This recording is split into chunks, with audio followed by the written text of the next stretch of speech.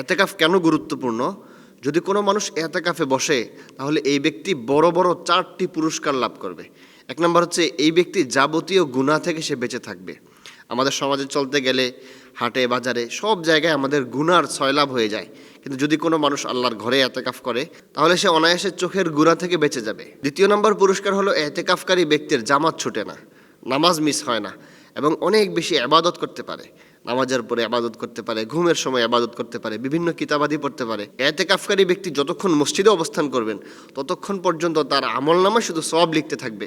এমনকি সে যদি ঘুমায় তার ঘুমের মধ্যেও আল্লাহ তাআলা তাকে সওয়াব দিতে থাকবেন। তৃতীয় নাম্বার হচ্ছে আল্লাহ তাআলার পক্ষ থেকে এই উম্মতে মুসলিমার জন্য যে বিশেষ নিয়ামত অর্থাৎ লাইলাতুল কদর, এই লাইলাতুল কদর এই ব্যক্তি অবশ্যই পেয়ে যায়, হেলায় খেলায় নয়, বরং সেই লাইলাতুল কদর এমন অবস্থায় পার করে যে তিনি আল্লাহর ঘরে এতেকাফ করছেন।